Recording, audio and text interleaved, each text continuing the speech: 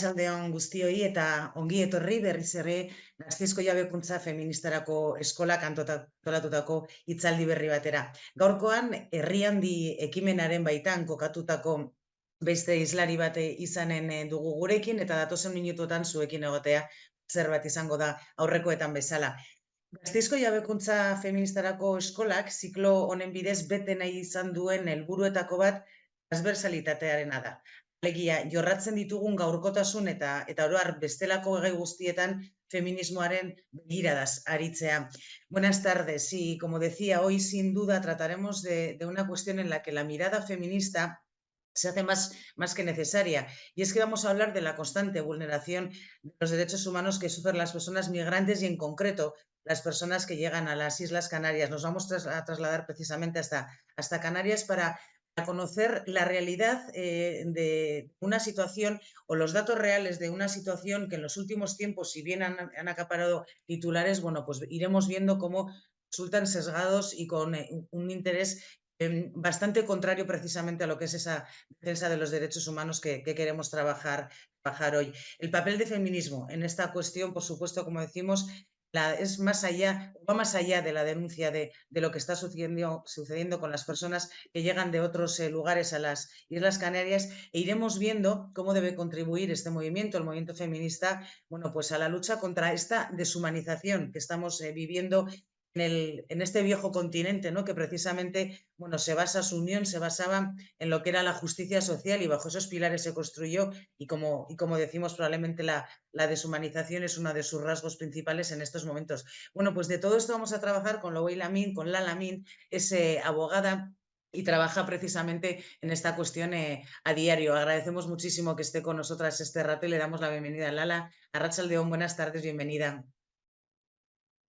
Buenas tardes, muchas gracias a todas y a todos, principalmente a Flora y a las compis que están en la escuela. Muchísimas gracias por invitarme, por querer además visibilizar la realidad que implica no solo a Canarias, sino a toda la frontera sur del Estado español y que creo que es transversal a todas nuestras vidas. Bueno, dar las gracias también. La decía Flora, tenemos a él, lo tenemos a Víctor ahí atrás, garantizando que esto vaya bien. Y por supuesto, Ana, también, intérprete de lengua de signos, que está con nosotras, garantizando que esta conferencia puede llegar a un mayor número de personas. Y recordaros también bueno, tenéis opción a mandar vuestras preguntas o vuestras reflexiones que se irán recogiendo a lo largo de la conferencia, sobre todo en la última parte, y lo podéis hacer a través de Telegram, WhatsApp, enviando un mensaje al 627-404-786, 627-404-786. Y bueno, para quienes no nos podéis seguir hoy en la conferencia entera, bueno, pues que sepáis que luego desde la escuela hacen un trabajo inmenso para que esta conferencia esté también online y la podáis ver en otro momento.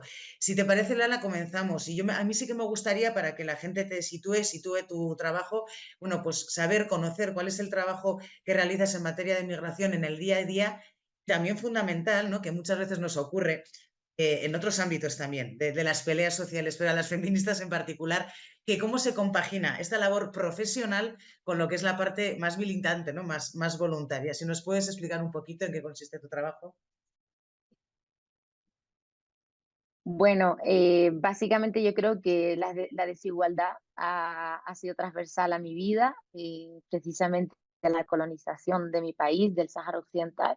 El hecho de que colonizaran el Sáhara Occidental y que la colonia fuera de España hizo que directamente pues, me criara en un campamento de refugiados, que mi familia viviera en el exilio, porque como muchos sabéis, y sé que en toda la zona norte del Estado español conocéis bastante de la realidad del pueblo saharaui, un pueblo que al igual que vemos ahora mismo cómo está Palestina o cómo está el Congo, tiene unas realidades que contempla su ocupación del territorio por lo menos, y después también todo lo que implica, ¿no? El expolio de los recursos naturales, y cómo eso afectó a mi vida y la de mi familia, que tuvimos que exiliarnos y criarnos en un campamento de refugiados. A partir de allí, esta decisión que no es la de uno, es decir, una persona no se vuelve refugiada y se tiene que desplazar y está en un conflicto o una persona digamos que no sale y migra de su país porque sí, sino que creo que es una consecuencia directa de la colonización o del que quiere ir de turismo a conocer otras realidades, como puedo hacer yo ahora, como digo, con mi pasaporte europeo.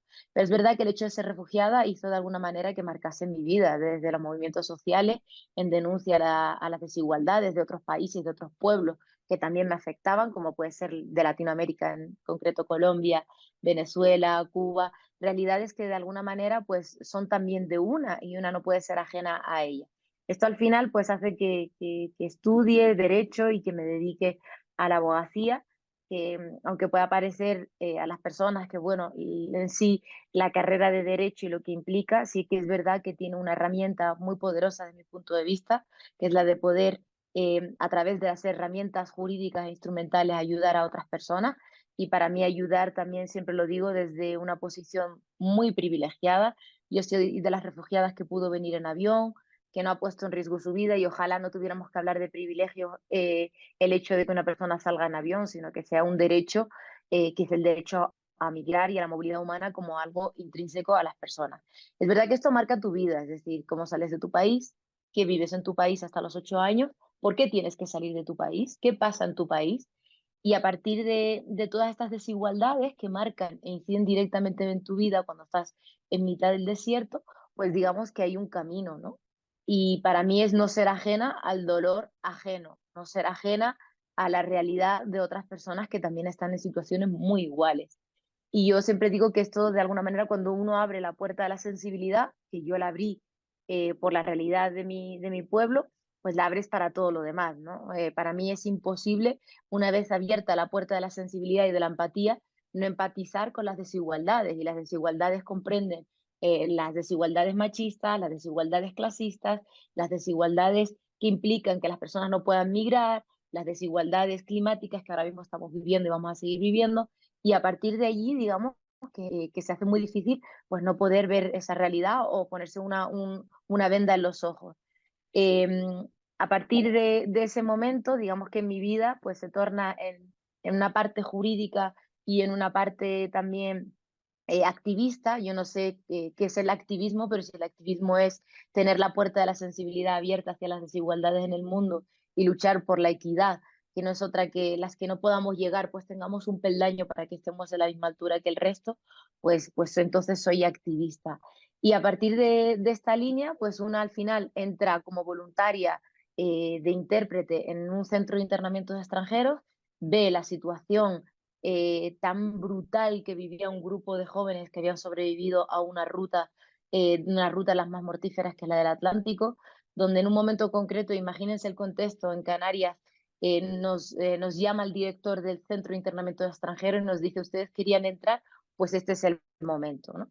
¿Por qué? Porque mis compañeras eran trabajadoras de salud emocional, de salud mental, y hubo un momento muy crucial en los centros de internamiento de extranjeros y en concreto el de Santa Cruz de Tenerife, el de Olla Fría, que hizo que muchas personas que llegaban, o sea, yo voy a los a los centros penitenciarios, que son las cárceles donde están personas que han cometido hechos delictivos u otras no, pero es verdad que ahí hay trabajadores de salud mental, hay psicólogos y psicólogas, hay un servicio también de trabajadora social, pero en un centro de internamiento de extranjeros, que son personas que no han cometido ningún delito, sino que han migrado, pues eran internadas y a partir de allí, después de haber sobrevivido a un drama terrible, pues a partir de allí digamos que yo dije, bueno, pues yo sé que me quiero dedicar a esta rama, ¿no? Que es la de las migraciones, que es la de extranjería, que es la de evitar que estas desigualdades, pues de alguna manera, si yo puedo ayudar a que la vida de una persona cambie, pues qué bonito mi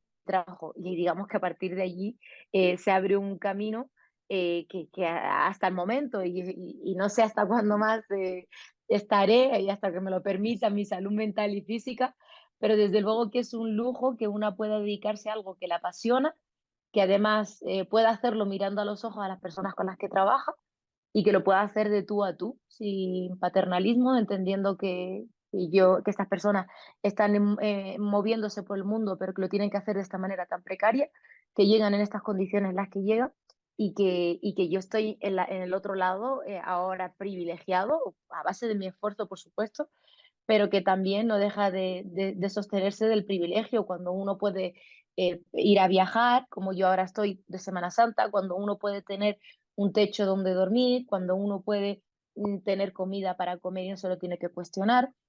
Pues todas estas cuestiones al final, cuando existe tanta desigualdad en el mundo y cuando la hemos ocasionado, pues no deja de ser de alguna manera una responsabilidad. Y yo desde luego que este trabajo lo he asumido como esa responsabilidad de poder hacer algo que me gusta, pero también asumiendo que soy muy responsable de la vida de las personas con las que trabajo. Y supongo que es muy difícil diferenciar lo que es el ejercicio de la abogacía del activismo, porque como van muy entrelazados, y a veces se hace muy complicado en este mundo, como yo digo, de donde voy como un salmoncito nadando a contracorriente, pero no queda otra.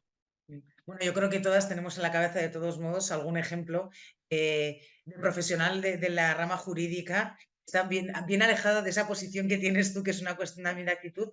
Importante, está resaltando lo importante en este caso de tu propia memoria personal, familiar, ¿no? De esa infancia. Importante también luego la memoria colectiva, ¿no? Como pueblo en general migrante, bueno, considerando que la migración es un fenómeno a nivel mundial y que todos los pueblos han migrado, pero qué importante también el tener esa memoria, y has mencionado precisamente la responsabilidad, ¿no? En el Sáhara. Eso, qué importante, una vez que estamos en esa parte privilegiada, no olvidar, ¿no? De dónde venimos. Luego entraremos nada más a analizar cómo estos procesos migratorios afectan a las mujeres en particular.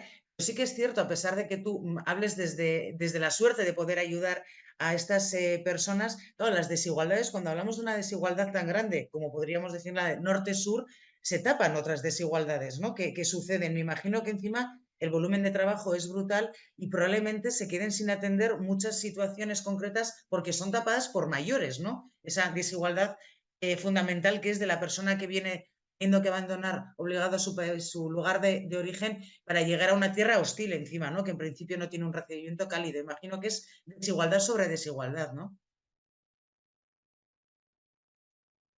Sí, hay una frase que para mí es muy buena que sintetiza de alguna manera todo esto, ¿no? Que siempre la digo, o se para la neocolonización y las colonizaciones que vivimos, o se asume la migración.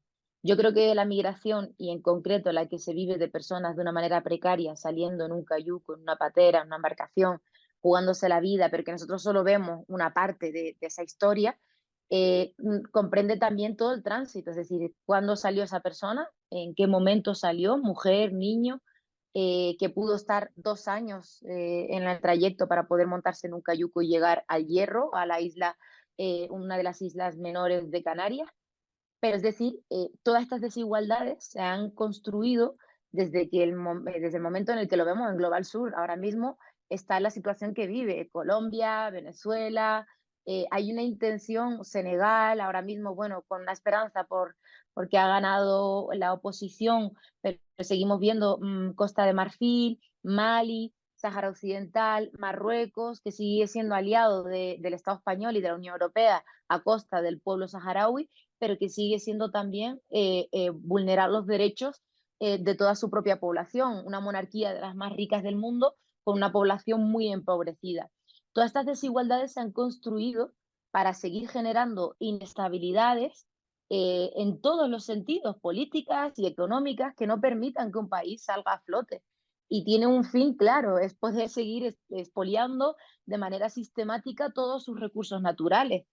Y muchas veces se da el discurso de, bueno, y vuestros gobernantes, sí, nuestros gobernantes también son responsables, pero no estamos en igualdad de condiciones. Nuestros gobernantes, las grandes élites ricas que también se siguen lucrando, la corrupción en muchos países del continente africano y latinoamericano, pero no deja de ser una consecuencia directa de la esclavitud y de la colonización y de la ahora neocolonización. Todavía no se ha pedido perdón porque se ha explotado a personas, todavía se sigue explotando a personas que siguen saliendo del continente africano. Y esto también tiene un nombre que mucha gente dice, bueno, es que no somos racistas. Sí, somos racistas.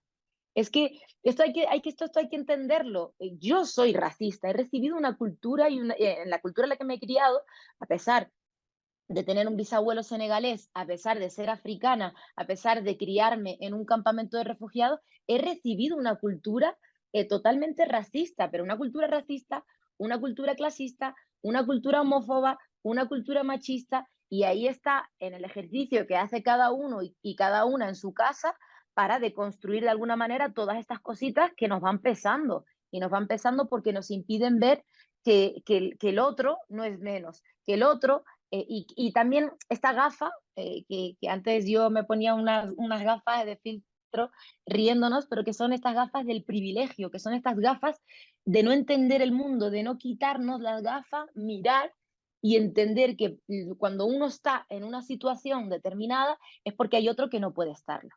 Y esto es lo que se ha construido en todo el global sur por parte del global norte, ¿no? Y yo creo que también forma parte de un ejercicio de reparación, pedir perdón por todo lo que se ha hecho, pero también sacar todas las manos, entre ellas las monedas que se siguen manejando por Francia de muchos países del continente africano, entre ellas el expolio de recursos naturales, mucha población de Senegal está saliendo porque no está pudiendo pescar en su propio país. Gambia, ejemplo de ello también.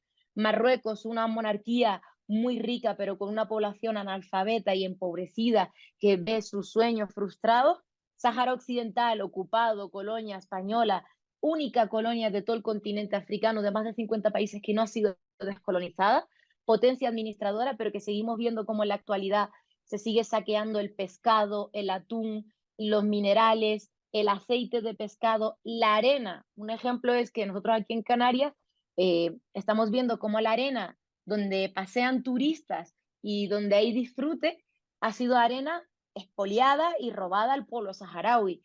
Y esto, por hablaros de un país, un territorio no autónomo ahora mismo, que es el territorio de los territorios ocupados del Sáhara Occidental, que está a 100 kilómetros del Sáhara Occidental, de Canarias, perdón, pero imagínense el resto de países, es decir, el Congo, como ejemplo además ahora, el Congo que seguimos expoliando todos sus minerales para poder seguir teniendo coltán, para poder seguir teniendo todas las telefonías, todo lo que nosotros tenemos aquí, pues ahora mismo en el Congo hay millones de personas que están siendo asesinadas y el apagón mediático que sufre no solo la causa del pueblo saharaui, sino todas las causas, y lo estamos viendo con el genocidio que se está dando en Palestina, es consecuencia directa de esa desigualdad y de esa impunidad que se ha generado en el expolio de los recursos naturales, lo que al final tiene que ver con que haya personas refugiadas. Si no queremos a personas refugiadas, si no queremos a personas que vayan a salir de sus países, pues tenemos que empezar respetando y no saqueándolos en condiciones de desigualdad.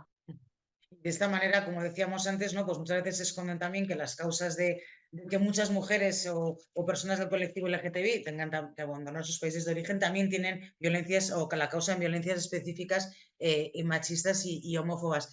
Decía yo al principio, Lala, que efectivamente en los últimos tiempos la llegada de personas migrantes a las islas, fundamentalmente a través de cayucos o pequeñas embarcaciones, porque tú me mencionabas también las personas que pueden llegar en aviones y demás, pero hablamos de los titulares que se han generado a raíz de la llegada de personas migrantes por esas rutas, ¿no? marítimas tan peligrosas en muchas ocasiones. Claro, vemos que ha ocupado muchas páginas de información o minutos de información, pero en numerosas ocasiones se trata de titulares sesgados, visiones y lecturas sensacionalistas dirigidas a generar el rechazo parte de la población, ¿no? de las islas en este caso, más cuando luego el debate está en cómo se reparten, que parece un reparto de cualquier cosa, ¿no? Cuando se habla del reparto que tienen que hacer las diferentes comunidades autónomas, ¿no? Y también la península para acoger a esas personas. Claro, estos son los titulares sesgados, pero sí que en los últimos tiempos se ha hecho un trabajo importante para recoger cuáles son de verdad las realidades de esas personas, ¿no? que llegan. No son números, no hay asaltos, no hay llegadas masivas de gente que llega a las costas y huye el turismo, ¿no? de una manera total asustado.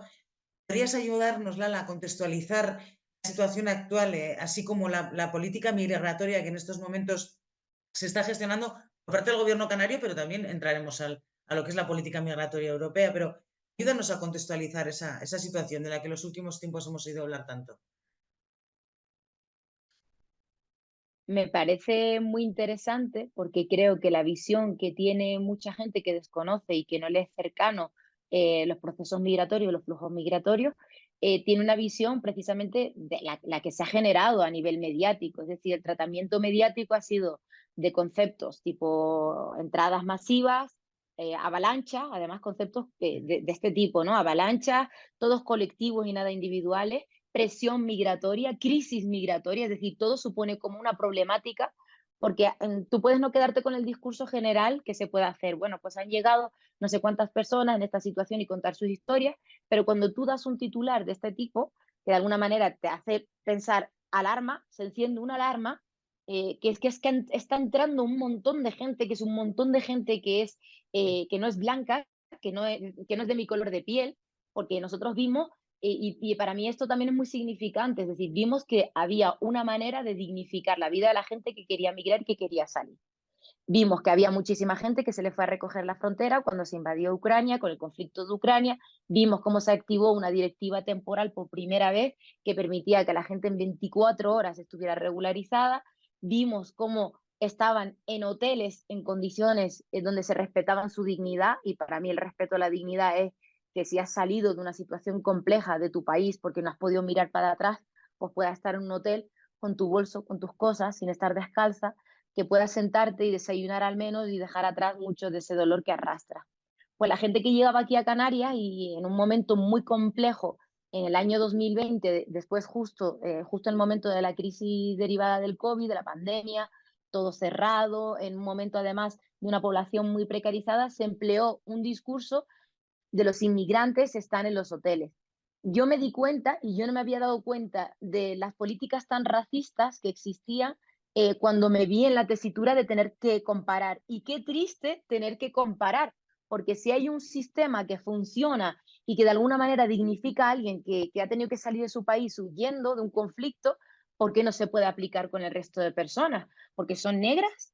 Porque vienen del norte de África o del sur de África, porque vienen de la zona del Sahel, porque ellos no son sujetos de derecho, ellos son objetos y como objetos se les deshumaniza, se les maltrata, no se les recoge en frontera, sino que tienen que estar de esa manera. Y el ejemplo fue, yo me recorrí durante justo el COVID los hoteles de Gran Canaria, del sur de Gran Canaria y de Tenerife, incluso de la isla de Lanzarote, donde había muchísimas personas que se estaban alojando porque en ese momento estaban los hoteles cerrados, era un negocio claramente, se alojó a las personas que habían sobrevivido a la ruta de Canarias.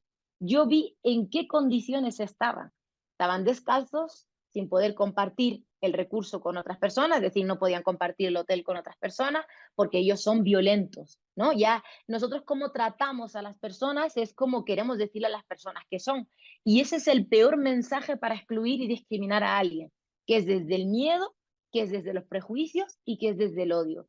Y para mí fue muy chocante estar en el año 2020 recorriéndome hoteles donde la gente estaba descalza, donde la gente no podía cambiarse el chándal por protocolo de la ONG, donde la gente no podía ni llamar a sus familiares, donde la gente no podía salir y donde en algunos hoteles incluso se subía una especie de barrera para que no pudieran verles desde fuera. Entonces, y después justo las casualidades que al año siguiente voy a unas jornadas en Gandía, en Valencia, y en un hotel donde yo me alojo, había varias personas refugiadas que venían de Ucrania, ¿no? Y yo, o sea, sin querer, en mi momento de hospedarme en el hotel, me di cuenta y me golpeó el racismo, me golpeó la violencia de la administración con la vida de las personas con las que yo trabajo. Y yo dije, wow, si una persona puede estar así en un hotel conmigo compartiendo, a pesar del dolor, con su familia aquí sentado, pues vamos, por qué las otras personas no lo pueden hacer? ¿Por qué estas personas son menos? ¿Por qué? Porque estas personas en la historia han sido tratadas como despojos, por eso se les ha esclavizado y por eso se les ha explotado, y por eso estas personas salen de la manera en la que salen. No hay que olvidar que son refugiadas. A los chicos jóvenes que tenemos ahora en la isla de Hierro, que han llegado en un cayuco después de 10 días, 15 días en el mar, que el Hierro ya, si no llegas al Hierro ya te pierdes y terminas en Trinidad y Tobago o en Cabo Verde, como hemos visto en otras embarcaciones, son de Mali. Mali, un país que lleva más de 10 años en conflictos de norte a sur. Son los mismos refugiados blancos que vimos y que aceptamos que sí, que esos sí eran y se merecían derechos, pero estos no. Y son los mismos que llegan y se les unta con vaselina, son los mismos a los que ahora mismo muchos de ellos se les van a hacer intervenciones, se les va a cortar parte de sus extremidades, sus piernas, sus pies, porque eso es lo que conlleva cuando alguien está durante 15 días en el mar. Y nosotros necesitamos ponerle, de alguna manera, rostro a sus historias, porque cuando los medios, que son quienes tienen el poder, no alarmaron sobre la acogida de 200.000 personas y se acogió a 200.000 solo en el Estado español, pensamos, ¿por qué se alarman? Si en lo que lleva la ruta de Canarias, que lleva desde el 2006 hasta la actualidad, no llega a 200.000 personas. ¿Por qué se alarman si son personas que no hemos dejado entrar de manera regular? Porque la gente no es, es legal o es ilegal. Esto también es importante que la gente lo entienda. Las personas no son legales o ilegales, las personas son personas. Y como personas hay que tratarlas. Ya los conceptos deshumanizantes tienen que ver con situaciones administrativas. Es decir, el hecho de que alguien entre por un puesto que no está habilitado sin la correspondiente documentación o visado, pues ya convierte eso en una irregularidad, pero no a la persona en sí. Entonces, nosotros hemos tenido que hacer, de alguna manera, una denuncia para aclarar que ni se trata de invasión, ni se trata de avalancha, ni se trata de todos estos conceptos jurídicos indeterminados que permiten la impunidad de la frontera sur y la excepcionalidad de la frontera sur. Ejemplo es Melilla, ese 24 de junio, más de 76 personas asesinadas con total impunidad por parte de Marruecos, pero con la aceptación y la complicidad del Ministerio de Interior y de este gobierno, un gobierno de coalición de izquierda, que esto no hay que olvidarlo. Cuando aceptamos la impunidad de la vida, porque ellos son violentos, van a atravesar, va a haber una avalancha.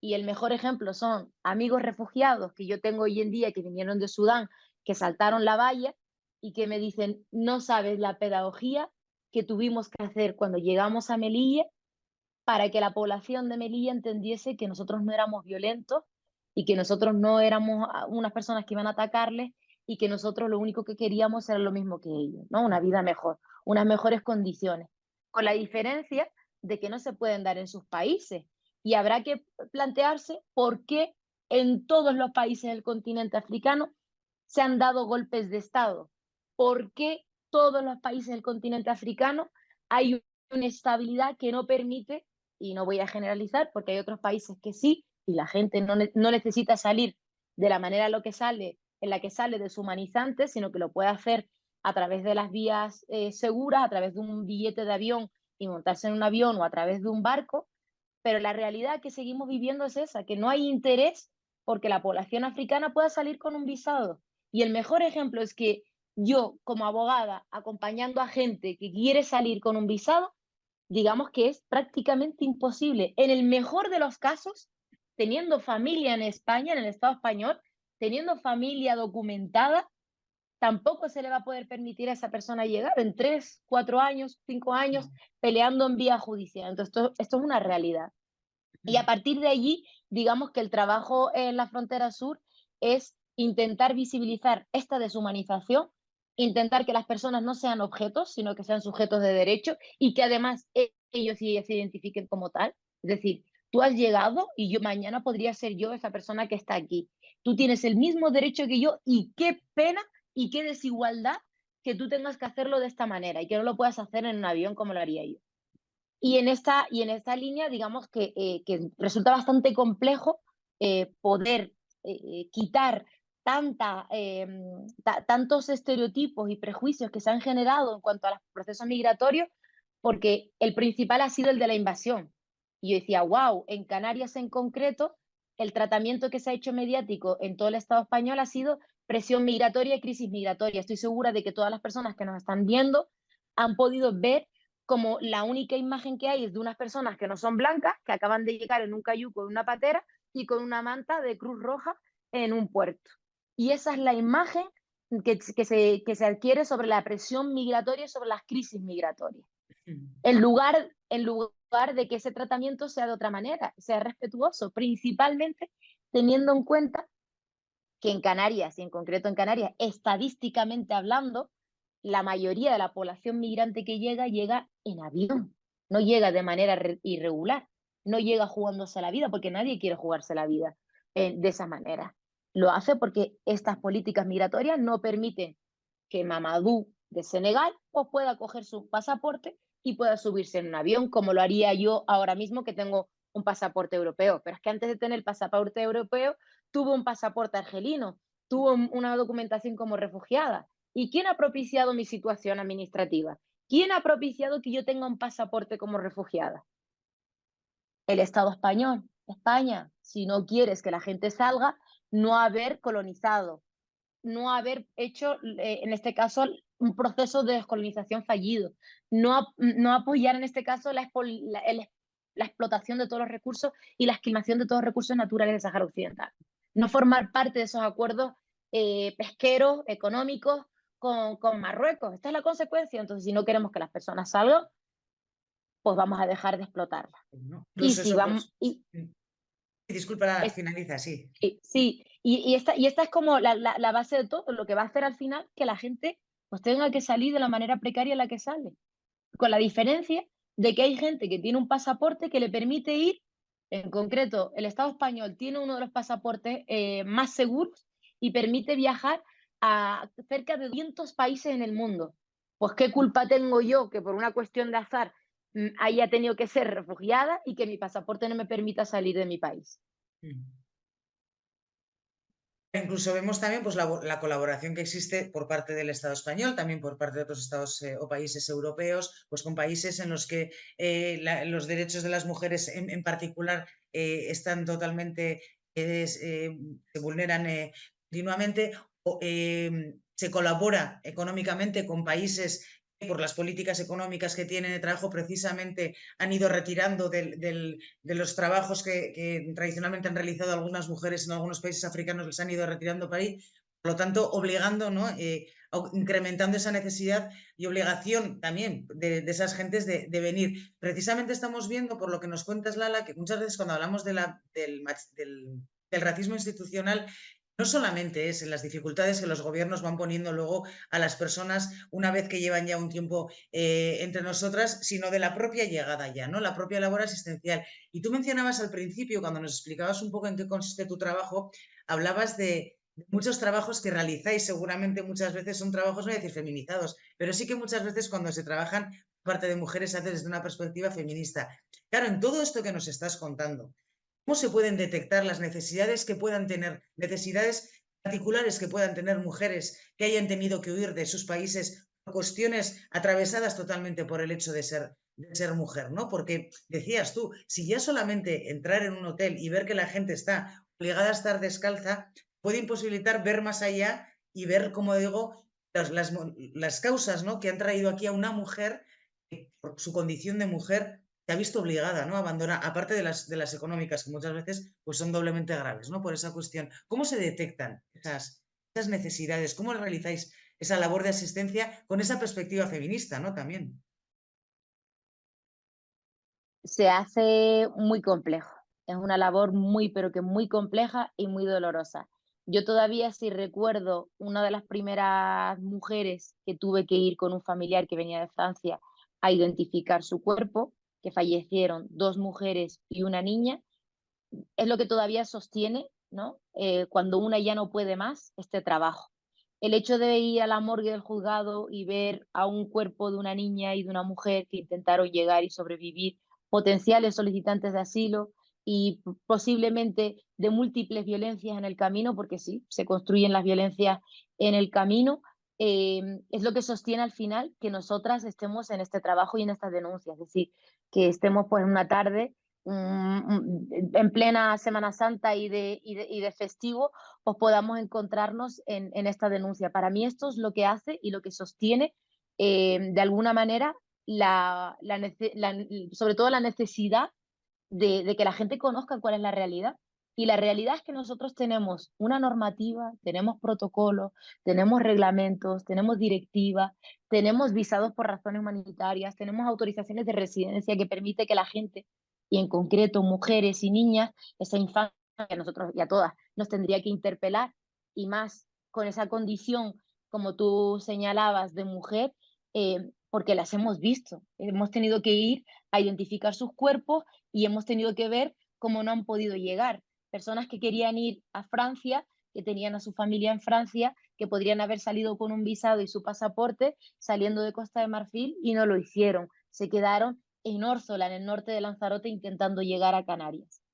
Esta desigualdad tan brutal, a pesar de tener protocolos, normativa de ley reguladora del derecho a asilo que contempla en su artículo 38 y siguientes que te puedas reagrupar, que puedas salir una mujer, ojo, una mujer que pueda salir con su hija o con sus hijos de la mano para evitar precisamente esa deshumanización, esas violencias múltiples que vive, esas manos y entrar en todo ese tráfico ilícito y en redes, nosotros, si queremos evitarlo, tenemos mecanismos legales para poder hacerlo. Y es, si tú sabes que hay mujeres que van a tener que salir por múltiples razones y que además les va a implicar 2 años de tránsito, cruzando todo el desierto del continente africano para poder llegar a un piso, para estar con varones durante un mes encerradas, o sea, para que después se monten en un cayuco, en una patera y sobrevivan, suerte si sobreviven, porque este es el azar, para después deshumanizarlas, si lo consiguen, si sobreviven, tú ya perdiste. Tú ya perdiste. Si a ti te preocupa la vida de las personas, si a ti te preocupa realmente que las mujeres no entren en redes de trata, que las mujeres no sean explotadas sexualmente, que es lo que ocurre finalmente con ellas, si a ti te preocupa la situación de las mujeres, y lo digo también como abogada que trabaja en un servicio de orientación con mujeres en situación de explotación sexual y potenciales víctimas de trata, todas con un perfil que ha generado este sistema patriarcal y este sistema capitalista. Y es que no hay nada más peligroso que esa fusión, que es que una mujer no pueda salir con sus hijos y con sus hijas, que deja atrás en el camino, que las atrapa por su situación personal y familiar, que no pueda montarse en un avión con su documentación y que no pueda empezar aquí una vida como lo haríamos cualquiera de nosotros en otro país. Cuando no permitimos que las personas que más lo necesitan, infancia, hablo ahora, y mujeres, lo puedan hacer, ya hemos perdido como sociedad. Ya lo hemos hecho, porque ya la consecuencia directa de que no se aplique la propia normativa que tenemos, que esto no es algo que yo me invente porque yo quiera proteger a las mujeres, es que esto existe. Ya no sirve de nada que yo tenga que ir con un familiar a identificar un cuerpo de una niña o un cuerpo de una madre que quería viajar, que quería reunirse con su familia. Ya no sirve para nada. Y ya no sirve para nada crear dispositivos de emergencia, de acogida, con ONGs especializadas en víctimas. No, ya fallamos. O sea, cuando no le dijimos a esa mujer y no le dimos esa puerta abierta para que se pudiera ir como nos iríamos cualquiera de nosotras, ya nosotros perdimos como sociedad. Y esta es la parte, de mi punto de vista, más dura. Tener que enfrentar esto y tener que enfrentar que como ya las hemos deshumanizado, a ellas y a ellos, pero en concreto voy a hablar de ellas, las hemos empujado y obligado a que tengan que exponerse a todo este camino, a tener que tapar su cuerpo, a tener que tapar su historia, a tener que tapar todo para poder sobrevivir. Ya cuando llegan las personas, pues llegan con la mirada perdida, llegan que no saben todavía cuánto tiempo llevan, llegan de una manera colectiva y como rebaño se les trata, porque lo primero que sufren es una detención. Esto es importante que la gente también lo sepa. Las personas que entran, aunque sean refugiadas, esas mismas refugiadas que también les abrimos directivas, y aunque sean mujeres refugiadas, potenciales solicitantes de asilo, y a las que le podamos aplicar todo tipo de protocolos, víctimas de violencias de género o de trata, ya nosotras a esas mujeres no las dejamos de alguna manera acceder, porque ya las tratamos como rebaño, las dejamos dormir en una nave, las dejamos dormir en un muelle, las tratamos, digamos que de una manera, y lo vimos durante una apertura de un CATE, cuando la gente entra de manera irregular, se le aplica la normativa de extranjería. La normativa de extranjería lo que viene a decir es que se te va a detener. Se te va a detener por un plazo que no exceda a las 72 horas. Entonces, mientras en ese tiempo lo que se persigue es de alguna manera saber quién eres, de dónde has salido y notificarte un acuerdo de devolución, que es un papel que dice que se te va a devolver a tu país de origen. Es un procedimiento, digamos que muy rápido, a diferencia que uno de expulsión, que sé que muchos habéis escuchado de expulsión, pues la devolución es el procedimiento que está previsto para las personas que pretenden entrar de manera irregular al territorio nacional. Y como tal, pues la primera medida que se adopta es la detención en un centro de atención temporal de extranjeros. Es un centro que ni siquiera tiene regularización, no está regulado, no tiene propia normativa que diga cómo tiene que darse. Y si en los centros de internamiento de extranjeros, que es el segundo paso de privación de libertad, donde las personas no pueden estar más de 60 días, hay reglamento y ni siquiera se cumple, no os quiero contar un centro de atención temporal de personas extranjeras donde no hay normativa que lo regule y donde tampoco se cumple. ¿Esto qué ocasiona? Que se vivan pues, múltiples violencias, entre ellas ir yo como letrada a asistir a población, en este caso que acaba de llegar, la asistencia se hacen de manera colectiva, lo que dificulta muchísimo, o sea, imagínense que ustedes han sido detenidos junto con 6 o 7 personas más, pero que encima han sufrido muchísimas cuestiones en el camino y que lo que quieres es entrevistarte con tu abogado, con tu abogada, para poder explicarle de una manera reservada e individual, sin tener que hacerlo delante de otras personas, ¿no? ¿Cuáles son tus circunstancias? Pues esto no se da. Esta es la primera cuestión, es decir, que ya la primera persona que tienes que ver y a la que le puedes de alguna manera contar y que puede ser tu corazoncito para que pueda latir tu procedimiento administrativo o de cualquier otra manera, digamos que se nos limita, esta posibilidad se nos limita. Y en el caso concreto de las mujeres, hay todavía más dificultad para poder acceder a ellas. Es como todavía más complejo todavía la maquinaria de este sistema para que puedas acceder a ellas, para que ellas puedan tener información, porque para mí lo importante de las personas que vemos en el momento de su llegada es que tengan información real, fiable y que les pueda ayudar, tanto si quieren solicitar asilo, tanto si no quieren quedarse en la situación de precariedad o vulnerabilidad en Canarias, tanto si quieren seguir su tránsito. O sea, lo mismo que querría yo para mí y para mi madre y para mis hermanas, lo quiero para otras hermanas que van a llegar y que vienen de esa manera. La diferencia de que ellas van a tener que poner en riesgo su vida y esto es una responsabilidad. Entonces, es muy importante que tengamos una visión de que las historias deshumanizantes se han construido para seguir explotando a esas personas. ¿Dónde terminan las personas que acaban llegando? ¿En qué trabajos terminan? ¿En qué tipo de explotación laboral y sexual terminan? Y esto lo ha diseñado la propia maquinaria, porque si tú vienes con buenas condiciones y tú puedes permitirte empezar a trabajar en el país al que llegas, tener unos ahorros que son los 1.000, 2.000 euros que te gastas en un cayuco, en una patera para llegar, o sea, ya digamos que desaparecería el sistema capitalista y esto a lo mejor lo que tenemos que reformularlo. Es decir, ¿a quién le interesa que la población migrante salga de la manera en la que sale? Y no solo hablo de la que puede hacerlo aquí en Frontera Sur y que llega al Estado español del continente africano, sino la que también la tiene que hacer Latinoamérica, muchas de ellas mujeres que finalmente son explotadas en España como país consumidor de la prostitución. Entonces, digamos que estas deberían ser las alarmas que se nos enciendan. Estas deberían ser las alarmas mediáticas cuando llega una embarcación. Cuidado, cuidado que como no les garanticemos derechos, van a terminar la explotación, van a terminar la precariedad. Cuidado, que como no les garanticemos sus derechos, seremos un país de los que más consumen prostitución. Cuidado, si no queremos mujeres en esta situación, estas deberían ser las alarmas, no las alarmas de la inmigración irregular, los inmigrantes ilegales, la invasión, la avalancha, y a partir de este discurso se construye el imaginario de las personas y cuesta muchísimo, de alguna manera, explicarles que la realidad es completamente diferente y que la desigualdad no solo es cuando no pueden salir de sus países, sino en ese primer momento de llegada, en esa detención en un centro de atención temporal de extranjeros o en un centro de acogida.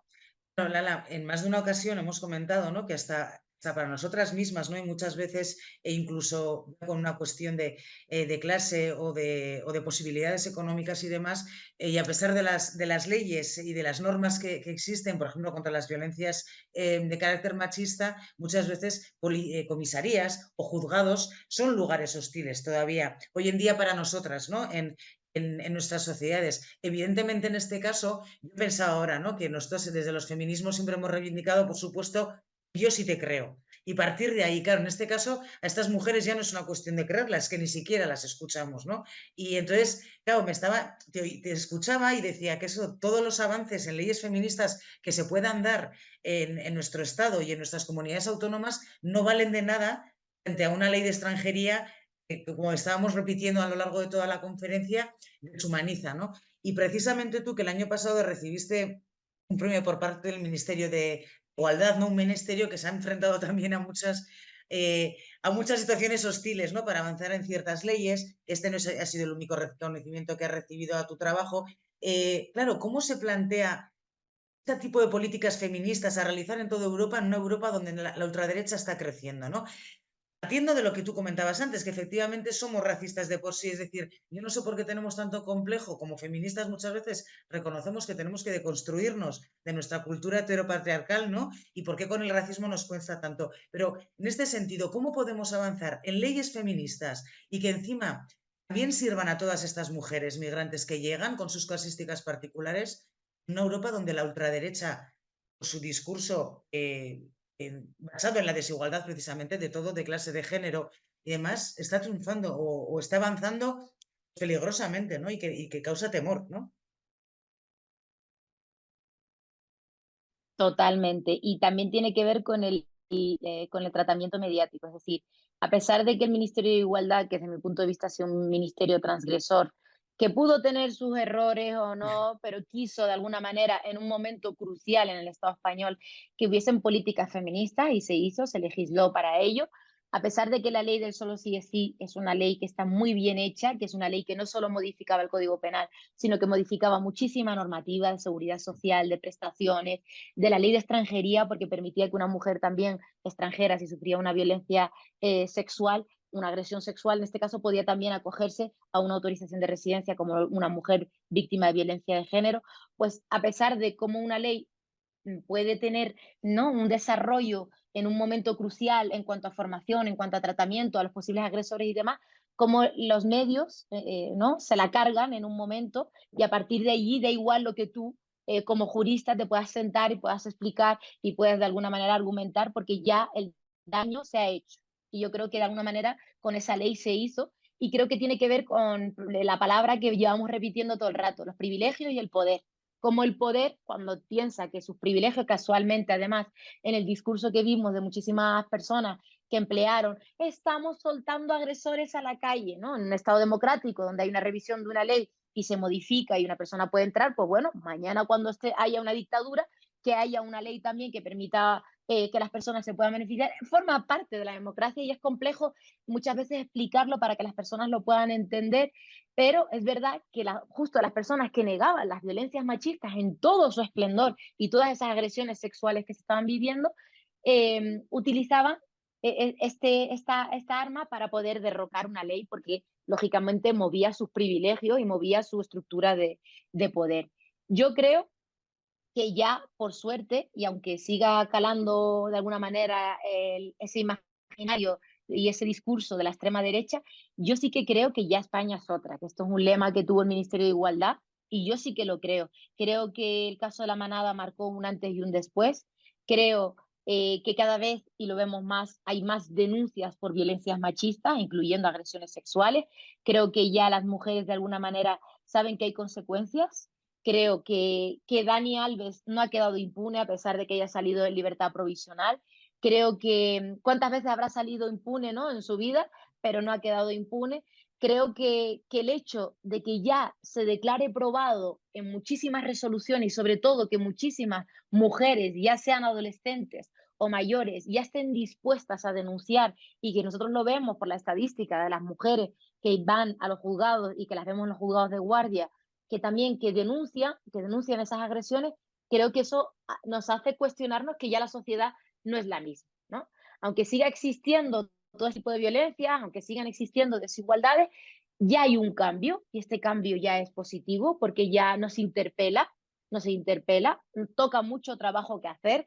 En una sociedad seguimos repitiendo, donde se sigue consumiendo el porno, donde los adolescentes siguen teniendo consumo al porno, donde no permite que puedan identificar qué es el amor y qué es una violación, donde sigue imperando, en este caso, la explotación sexual de las mujeres y la prostitución en España más que en otros países. Pero es verdad que todas las sociedades no están liberadas ni sociedad que yo dejé atrás, ni lo está esta, y toca seguir haciendo muchísimo trabajo. Pero sí que yo veo que hay un cambio y sí que veo que en el Estado español ya no es el mismo, ya no es el mismo porque ya no tolera lo mismo y creo que el hecho de que saliera en este caso la denuncia del caso de la manada como ejemplo de se acabó la impunidad, se acabó esto de un grupo de hombres aprovechándose de sus circunstancias para agredir sexualmente a una mujer, creo que ya no está sola, creo que ha cambiado a España, creo que las leyes que se han generado y por mucho que sigan empleando todas estas leyes feministas que se han podido dar y con los debates que surjan, ¿no? Que también me parecen sanos en un Estado de derecho y democrático que existan debates, que la gente se cuestione leyes, que sea partícipe. Cuando estaba Aznar o cuando estaba Zapatero, no había nadie cuestionando ninguna ley porque las personas no participaban activamente en la política. Digamos que los medios tampoco lo hacían, nos daban una parte de la información y yo creo que esto es algo que ha hecho que cambien las sociedades y creo que es algo muy, pero que muy positivo y creo que también tuvo que ver con ese cambio que se dio en la sociedad, pero también con este ministerio. Y yo creo que queda muchísimo trabajo que hacer, pero creo que vamos por un muy buen camino teniendo en cuenta lo que estamos viviendo ahora mismo en los juzgados. Una de las cosas que has comentado, Lala, que es que yo creo que también los medios hayan tenido mucha responsabilidad, que efectivamente la ya conocida como ley de solo sí el sí, haya un montón de novedades a nivel también, por ejemplo, de esa asistencia de la que hablamos, asistencia para personas, para mujeres que igual de otra manera no la tenían, un acompañamiento también a lo largo ¿no? No solamente en una denuncia, sino un acompañamiento, asistencia también psicológica y demás, todo eso lo recogía esa ley y yo creo que es lo que no interesaba de lo que se hablase, ¿no? Por eso se centró en otras cosas. Y Claro, en en un estos momentos, aspecto y en un sí. aspecto también muy positivo, que nosotros los juristas y las juristas que más o menos hacemos seguimiento del tema de las reincidencias y demás, Ujú, en cuanto al tratamiento de los reclusos, de las personas que estuviesen dentro del centro penitenciario por haber sido condenadas por una agresión sexual, en este caso por declararse probado por sentencia que finalmente estas personas lo habían cometido, que era el tema del tratamiento para evitar las reincidencias. Barcelona tiene un sistema que permite de alguna manera pues, poder hacer tratamientos de carácter después a poder beneficiarse ellos penitenciariamente, pero que se ha visto también cómo esto permite que estas personas realmente se vuelvan a reintegrar en la sociedad y esa, por así decirlo, estructura de la que se basa el sistema penitenciario, que a mí me genera muchísimas contradicciones, pero bueno, que la principal de ellas, porque no dejamos de castigar a personas, ¿no? Pero dentro de ese castigo, cómo se da un tratamiento, una educación que permite que esa persona cuando salga, pues no vuelva a reincidir y no vuelva a ser un agresor sexual. Y esto es algo también muy positivo que tenía la ley, pero como se diluyó porque no interesaba ujú. y el machaque mediático, pues de alguna manera lo impidió. Y de hecho, muchas veces se impide precisamente que desarrollemos el discurso antipunitivista e intentemos explicar por qué, por ejemplo, en el caso de la manada, lo importante no era tanto los años de condena, sino el reconocimiento de qué delito se había cometido y demás. Yo precisamente te quería preguntar, en otro escenario, vamos a abstraernos un poco del cambio en el Ministerio de Igualdad que ha habido, que sabemos que también está siendo controvertido, más allá de eso, porque incluso también hay otros, bueno, pues el propio Marlaska, podríamos hablar, ministros precisamente para esta causa nuestra, aliados no los consideramos, ¿no? Vamos a olvidarnos de quién está concretamente, pero sí, en una perspectiva de una coalición de izquierdas o de un gobierno progresista, ¿podría una ley de extranjería recoger también aspectos que sean exclusivamente para el tratamiento de violencias específicas machistas y que podamos abarcar desde esa propia ley de extranjería esa asistencia a estas mujeres que llegan? Porque claro, yo entiendo si la violencia sufrida por una mujer desde una situación privilegiada, ¿no? Desde blanca europea y con un trabajo estable, las violencias que pueda sufrir específicas machistas a lo largo de los años pueden tener unas consecuencias en su vida, en su salud también mental, en su salud física. Evidentemente, las que puede sufrir una mujer que llega vulnerable con diferentes problemáticas, muchísimo más. Por lo tanto, ¿podría una ley de extranjería también, desde el punto de vista jurídico, te pregunto, recoger una parte que es específica para ese trabajo de asistencia a esas mujeres? Claro, ya tenemos, es decir, ya tenemos la ley reguladora del derecho a asilo que contempla que una mujer, que ya sabemos que pueda salir por X circunstancias de su vida, pero en ella es una persecución por motivos de violencia de género y demás, pueda salir con sus hijos a través del consulado, con una solicitud que haga, en este caso, ante el consulado o la embajada española o del país al que va a ir. Nosotros ya tenemos una ley, que es la ley reguladora del derecho a asilo, que la permite.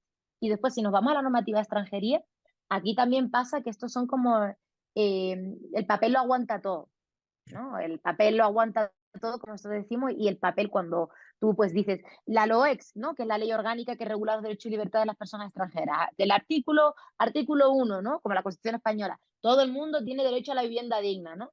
Vale, pues la ley orgánica que regula los derechos y libertades de los extranjeros también, o sea, es decir, una ley que está pensada lógicamente, con el fin de establecer de alguna manera cómo funciona el sistema para las personas extranjeras que residen aquí, teniendo en cuenta que extranjeros es todo aquello todas aquellas personas que no tienen la nacionalidad española, por lo tanto también para aquellos extranjeros comunitarios también está la ley, con la diferencia de que hay unos extranjeros que son los extracomunitarios, los que vienen de Latinoamérica, los que vienen del continente africano, que son de los que estamos hablando, que la desigualdad es mucho mayor, porque un extranjero comunitario llega, solicita un certificado con un contrato y directamente ya tiene una permanente aquí que le permite hacer su vida. Pues una persona, o sin irnos más lejos, el bono de transporte o el descuento de residente, un extranjero que venga de Francia, que llegue aquí con su documentación, va a poder tramitarlo con una facilidad increíble.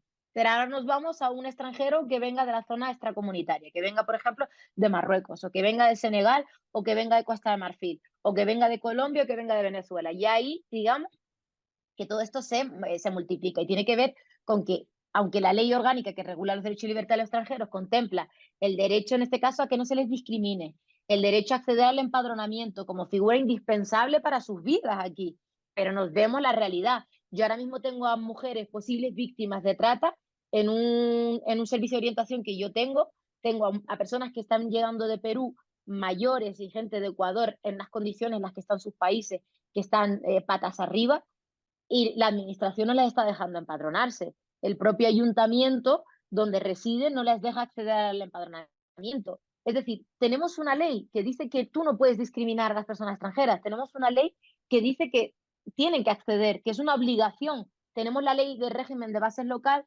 que es la que contempla todo lo que es el acceso al empadronamiento. Tenemos una resolución del INE. Nosotros tenemos normas. El problema es que no se cumplen.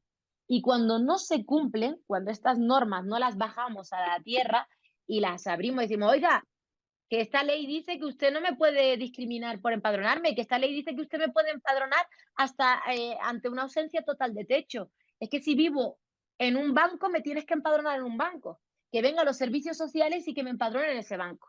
Ejemplo, también tenemos una ley, que es la ley de extranjería, que permite contrataciones en origen, sabiendo que necesitan de alguna manera que las personas trabajen en el Estado español y no quiere abocar a esa economía sumergida que es la que se está produciendo ahora, que son aquellos trabajos de cuidados de hogar, que son aquellos trabajos nosotros vemos en Canarias, en las plataneras, en las fincas, todos estos trabajos que solo lo hace la población migrante en situación administrativa irregular, que son las contrataciones en origen, que personas vengan con una autorización de residencia que les permita poder hacer ese trabajo y poder volver a irse. Si un extranjero comunitario que viene de Francia puede venir y con un trabajo directamente tener una autorización permanente y puede trabajar, ¿por qué una mujer que es más vulnerable, que va a salir de Costa de Marfil o que va a salir de Senegal o de Marruecos, a la que hemos expuesto a todo esto, no lo puede hacer? ¿Y por qué un hombre extracomunitario, por poner la similitud con un francés, va a llegar y tiene una oferta de trabajo? ¿Cuántos llegan a mí y me dicen, no, es que ya tengo quien me va a contratar? No, no, no, tienes que esperar 3 años. La normativa extranjería dice que tienes que estar 3 años en economía sumergida, 3 años no existiendo, pero luego me tienes que acreditar tu arraigo social. Un informe que diga todo lo que has intentado integrarte a la sociedad española. Pero oiga, normativa de extranjería, si usted me expulsó, si usted me dijo que no, que me escondiera, que no me viera la Policía Nacional para que no me abrieran un procedimiento de expulsión, que me escondiera por miedo, por si tenía algún problema y terminaba en calabozos y terminase con un procedimiento de expulsión. Si usted me dijo que trabajara en B durante 3 años, porque yo no podía hacerlo con un contrato de manera inicial. Entonces, a todo esto es a lo que evoca la normativa en sí. Entonces, si no tenemos una norma que permita de alguna manera flexibilizar y cumplir, nosotros antes teníamos un lema que era la ley de extranjería mata cada día, pero mata porque es el resultado de la ley de extranjería para personas extracomunitarias. Un francés me va a decir, a mí la ley de extranjería no me mata y el reglamento es el mismo para mí. Yo vengo con mi pasaporte. Entonces tiene que ver con la colonización y con el racismo. Entonces volvemos a la parte inicial. Sí. Lala, que se me entienda bien, porque el comentario que voy a hacer no es para nada para entrar en polémicas de actualidad, pero a mí me hace mucha gracia porque en los últimos tiempos se está oyendo hablar mucho de la falta de seguridad jurídica de algunas leyes, ¿no? Me estoy refiriendo precisamente a la conocida como ley de amnistía. Yo siempre he dicho, seguridad jurídica y la ley de extranjería, ¿qué seguridad jurídica tiene? Pero también otras normas relacionadas con la defensa de los derechos de las mujeres o contra las violencias hacia las mujeres, que en papel, como bien dices tú, soportan todo, pero claro que luego requieren de una educación y de una mirada en el sentido importante en los juzgados y en la propia administración.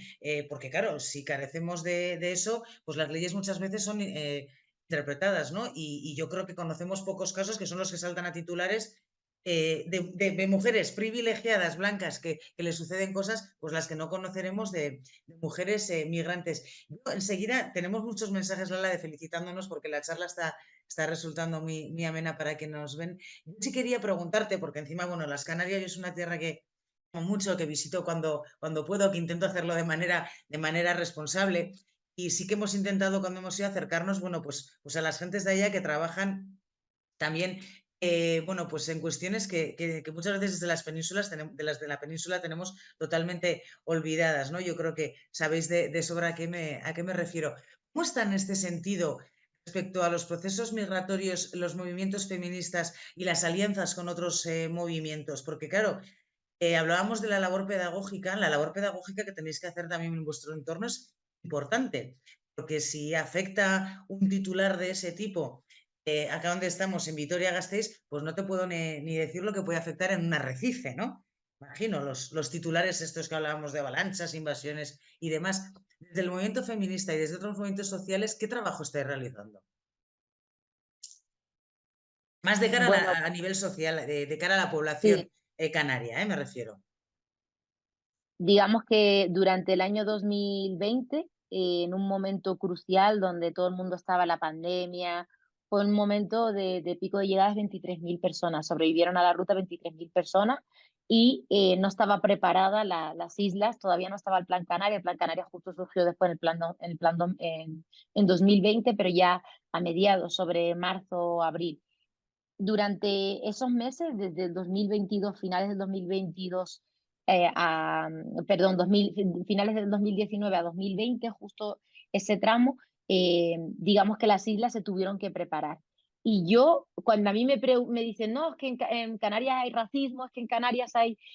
sí, claro que lo hay, pero en todas las sociedades, ¿no? No hay ninguna sociedad que esté alejada y aparte se han dado dos momentos de ataque y eso es lo que te han tenido también que formar a la parte de resistencia, por eso me parece también interesante el titular, dos momentos de ataque a una exposición que se hizo con fotografía de las personas migrantes de las raíces, y la segunda en la Universidad de La Laguna, que se hizo con un cayuco, que se hizo con una patera allí justo en la Universidad de La Laguna y con un escrito, y también fue quemado hace unas semanas.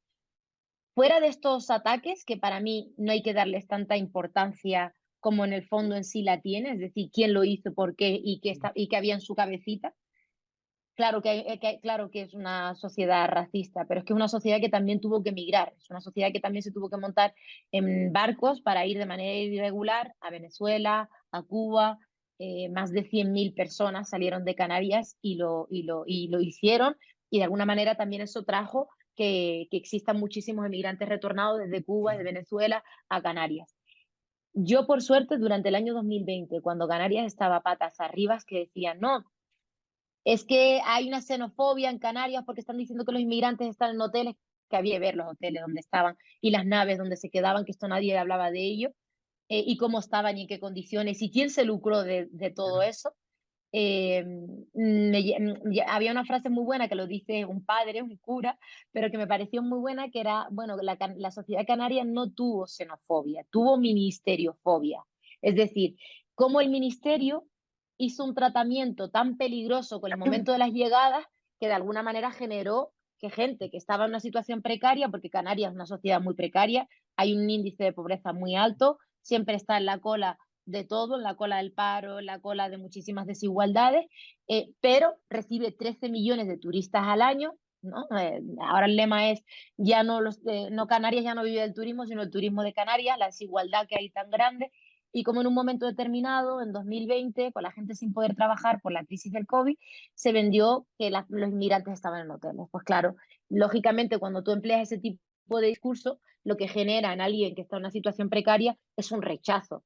Pero yo tengo que decir que durante el año 2020 la organización que se hizo de población civil en Canarias ha sido y todavía dura, todavía tengo en el despacho cuando voy a ver a 5 personas que han llegado, le acompañan otras 10 o 15 personas canarias, una acogida de la población canaria, que esto, si habláramos más en positivo de la gente que hace y que se mueve, que no tiene tiempo para estar poniendo comentarios de odio, que no tiene tiempo para estar desahogándose o para el discurso racista, hay tanta gente organizándose, abriendo las puertas de su casa, ignoráis.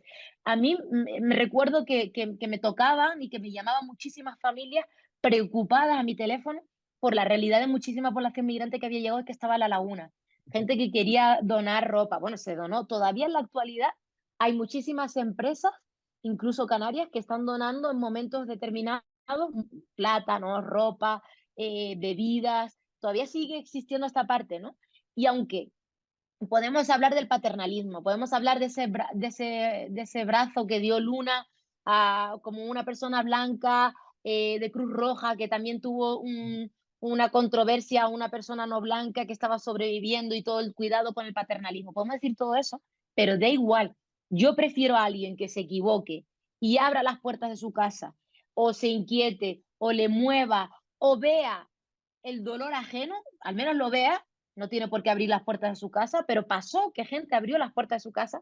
Hay muchísimas personas que están acogidas ahora mismo todavía en casa, gente que acogió a jóvenes tutelados de manera temporal, gente que ha acogido a jóvenes que venían de Marruecos, que venían de Senegal, que todavía están en su domicilio, gente que pagó billetes a las embajadas, a los consulados de Las Palmas, de Madrid, que se movilizó intérpretes, mujeres canarias que hicieron ollas y ollas y calderos de comida caliente por fuera de los campamentos que se crearon con el Plan Canarias.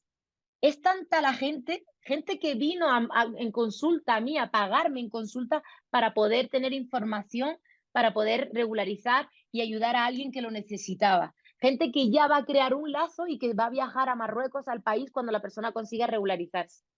Es tanta son las personas que se han movilizado que es una pena terrible que perdamos siempre el tiempo en el odio, en el miedo, en el rechazo, porque hace muchísimo ruido, muchísimo daño también, pero es verdad que si contáramos todas las historias positivas que se dieron, todas las familias que no sabían cómo reaccionar, pero que cuando tú les cuentas cuál es la situación real, abren el oído y te escuchan. Ujú. Ah, pues yo no lo sabía, ¿no? Que Sí. todavía queda muchísimo trabajo por hacer, pero es verdad que esto ha sido tan positivo y sí, también siempre ha venido acompañado por el acompañamiento de los movimientos sociales, de todo, ¿no? Que aquí es mucho más pequeñito todo, pero con ese poco se ha hecho mucho también ruido Sí. para no poner el foco sobre quien viene a jugarse la vida y a tener un techo digno y pasar de lo que realmente son las Ujú. desigualdades de Canarias o del Estado español, que son la falta de vivienda, que son la falta de citas de seguridad social para muchos pensionistas, que son el no poder acceder a la cobertura de derechos sociales para todos y para todas. De hecho, precisamente me hace gracia que me dices lo de la laguna, porque yo en algunos momentos precisamente me reconfortaba comentar con una amiga en la laguna que tenemos que vive allá y trabaja allá y hablando de, bueno, cuéntanos, ¿no? Frente a los titulares y nos reconfortaba hablar con ella. Lala, tenemos que ir terminando, pero sí que quería mencionar algo que nos cuesta igual encajar jurídicamente. Se está hablando mucho del nuevo pacto de migración europeo, sí que hemos mencionado antes el avance de la ultraderecha. ¿Qué opinión merece este nuevo pacto? Yo te he leído en alguna entrevista lo que comentabas, pero si puedes decirnos de manera resumida qué opinión te merece y qué va a suponer. Yo creo que las políticas migratorias de la Unión Europea han sido un fracaso y sobre eso me he repetido mucho. ¿Por qué? Porque el hecho de que tú no permitas que la gente salga de manera regular y que no permitas que la gente pueda subirse en un avión o subirse en un ferry con su billete y pueda de alguna manera llegar a otro país y empezar una vida de nuevo, ya para ti, como Estado, ya has fracasado en tus políticas migratorias. Tener que pagar a países como Túnez, Marruecos, Libia, Turquía, Argelia, Mauritania, lo veíamos ahora, como, bueno, está saliendo la gente de Mauritania, pues vamos a pagar a Mauritania para militarizar todavía más esto. Seguir pagando a Frontex, seguir pagando ONGs, seguir sacando fondos de asilo y migración para los dispositivos de emergencia, ONGs, centros de internamiento de extranjeros, centros de atención temporal de personas extranjeras, todos estos dispositivos para un porcentaje que estamos hablando de 30.000 personas, 20.000 personas que vienen jugándose la vida porque no le hemos dejado salir por los mecanismos que permitan de alguna manera que no tengan que hacerlo de la manera en la que lo hacen tan deshumanizante. Han sido un fracaso. Es un fracaso que entren 40.000 personas para un Estado y ni siquiera pueda aplicar las devoluciones y esos convenios y acuerdos bilaterales que tienen. Es un fracaso cuando tú pagas a Frontex y Frontex se convierte en lo que está haciendo ahora mismo, facilitando información y datos sobre localización de personas refugiadas e incluso a piratas. Es un fracaso cuando tú pagas a Marruecos y Marruecos no contiene la inmigración irregular. Es un fracaso cuando tus propias políticas migratorias están basadas sobre la seguridad y tienes a 30.000, 40.000 personas que han salido de manera irregular sin identificar. Es un fracaso que tú le hayas dicho a la gente que para sobrevivir tiene que mentir. Entonces, si tú tienes a gente que va a mentir cuando va a llegar porque necesita sobrevivir, no, es que si hay un premio y un castigo, que sobre el que constantemente se mueven las políticas, ¿no? Si me dices que eres menor, un premio, no te devolvemos y vas a un centro de menor. Pues yo también, después de haber sobrevivido, haber tirado cuerpos y ver cómo la gente se muere de agonía, también diría que soy menor. Cuando tú dices, bueno, si me identificas a los patrones de la embarcación, yo te daré, pues vas a tener una mentira, porque a lo mejor no es el patrón el que te está diciendo, a lo mejor es el propio patrón que trajo la embarcación. Cuando tú dices a la gente que te mienta, que no traiga su documentación, porque si trae su documentación la vas a devolver, pues es un fracaso de estas políticas migratorias. Cuando tú tienes una normativa de extranjería que contempla que en el artículo 58 se pueda devolver a las personas y no se va a ejecutar esas devoluciones porque los países con los que tienes esos tratados y son tus amiguetes, como Marruecos, como Senegal, como Costa de Marfil, no van a aceptar a esos nacionales suyos, es un fracaso en tus políticas migratorias. Y sobre esta línea, cuando sigan legislando sobre la hipocresía que se ha movido todas las políticas migratorias de la Unión Europea, de sí, refugiados sí, pero dejamos morir un barco con personas refugiadas de Siria a nuestras costas. Sí, refugiados sí, activamos directivas temporales para los refugiados ucranianos, pero mientras tanto, los que hemos tenido de Siria, de Afganistán, de todos los contextos, de Senegal, de Mali, de todos lados, de Sudán, del Chad, los vamos a seguir matando en las vallas y en todas las rutas. Si quieres, no salgas de tu país. Y si sales, pues arriesgate a morir. Es un fracaso estas políticas migratorias y creo que este nuevo pacto de asilo y migración, aunque tenga otra redacción, va a seguir en la misma línea, que es la línea de la deshumanización de Sí. la movilidad humana. Responde precisamente a eso, ¿no? A eso que hemos repetido a lo largo de la conferencia, la deshumanización. Esta pregunta, por cierto, nos la mandaba una compañera que nos está viendo y precisamente por buscar la parte humana, como tenemos que finalizar, Lala, yo sí quiero que recomendar a la gente que lea, que tenga acceso al informe Llegadas Marítimas a Canarias, Excepcionalidad y Racismo, que yo creo que nos acerca mucho a algunas de las cuestiones que hemos querido hoy comentar. Lala Mient, letrada, activista, no podemos separarlo. Nada, No, y para nada. ojalá así siga. Ha sido un placer compartir este rato contigo. Te agradecemos en nombre del Ayuntamiento de Vitoria-Gasteiz y de la Escuela para el Empoderamiento Feminista, no solamente que nos hayas dado un espacio en tus vacaciones, merecidas vacaciones, sino sobre todo el trabajo que estáis haciendo tú y el resto de compañeras en diferentes ámbitos y que, bueno, que en esta charla ha quedado claro que es más que necesario. Lala, te agradecemos muchísimo que hayas estado este ratito con nosotras y no sé si quieres decir alguna cosa más y nos despedimos de las compañeras y amigas que nos están viendo. Bueno, pues un abrazo a todas. ¿Hala? Pues nada, a ustedes muchísimas gracias a todas las compañeras y los compañeros que estoy organizando y que habéis organizado esto y por invitarme, por querer escucharme y al ayuntamiento en concreto, muchísimas gracias. Ojalá que la siguiente sea presencial y que podamos decir todo esto cerquita y ojalá que no existan desigualdades y que no tengamos que seguir encontrándonos para denunciarlas, sino para celebrar todo lo bonito que nos queda por vivir. Un abrazo muy grande a todas y muchísimas gracias por escucharme. Eskerrik asko, Lala, eta zure guztioi, hurrengora arte. Zer mila.